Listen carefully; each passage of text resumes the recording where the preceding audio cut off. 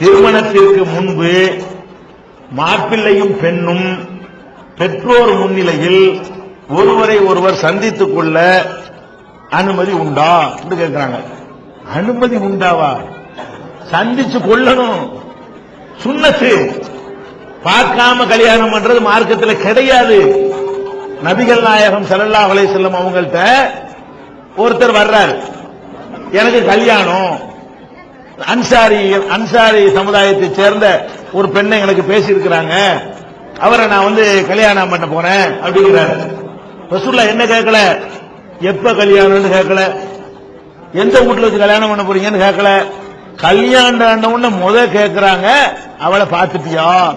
பாருங்க, கல்யாணம் உடனே ஃபர்ஸ்ட் கேள்வி என்ன, நீ அவளை பார்த்து விட்டாயா? இல்லையேங்கிறாரு. போய் பாரு. ஆம்பளையும் பொண்ணை பார்க்கணும், பொண்ணு மாப்பிளைய பார்க்கணும். இவனை பார்க்க சொன்னா அவளை இவனை பார்ப்பாள்ல. ஒருத்தருக்கு ஒருத்தர் பார்த்து பிடிச்சாதான் கல்யாணமே தவிர இந்த திணிக்கிற கல்யாணம் இஸ்லாத்தில் கிடையாது. நபி ஸல்லல்லாஹு அலைஹி வஸல்லம் சொல்றாங்க, கன்னி பெண்ணாக இருந்தாலும் விதவை பெண்ணாக இருந்தாலும் துஸ்தஅதனு பர்மிஷன் வாங்க வேண்டும். அனுமதி இல்லாமல் ஒரு பெண்ணுக்கு கல்யாணம் பண்ணி வைக்க கூடாது என்று சொல்றாங்க. அதே மாதிரி ஒரு பெண்ணு ரசூலுல்லாஹ்ட்ட வர்றாங்க, அல்லாஹ்வுடைய தூதரே, என் தகப்பனார் என் விருப்பம் இல்லாமல் ஒருவருக்கு என்ன கல்யாணம் பண்ணி கொடுத்துட்டாரு. ரசூலுல்லாஹ் என்ன பண்றாங்க, திருமணம் செல்லாதுன்னுட்டாங்க. உடனே உன்கிட்ட கேட்கவே இல்லையா, உன் சம்மதம் வாங்கலையா, அப்ப அது கல்யாணமே இல்ல போ. அப்ப அந்த அம்மா சொல்லுது, இல்ல நான் அவரோட வாழ்க்கை நடத்துறேன், பெண்களுக்கு இந்த உரிமை இருக்குன்னு உலகத்துக்கு தெரியணும், அதுதான் கேட்டேங்கிறாங்க. அந்த அம்மா அவரோட வாழ விரும்புது.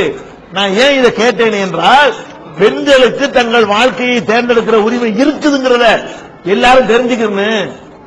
அதனால பெண்கள் இந்த பொண்ணு பார்க்கறது நம்ம வச்சிருக்கிறோம். யாரு பொண்ணு பாப்பா? கட்டிக்கிறவன் பார்க்க மாட்டான். பொண்ணு பார்க்கறது பொம்பளை போறது. நீங்க என்ன பொண்ணு பார்க்க போறீங்க? நீங்க கட்டிக்க போறீங்க?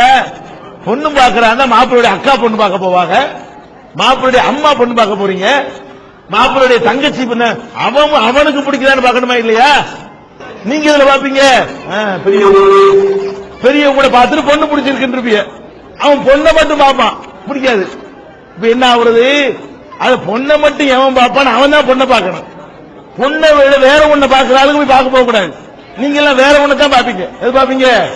வசதி இருக்கா, வாய்ப்பு இருக்கா, நகை இருக்கா, நட்டு இருக்கா, நல்லா இருக்கு, நாத்தனா மாமியா இல்லாம இருக்குதா, நம்பர் எவ்வளவு பேர் இருக்குது, இப்படி பாப்பீங்க.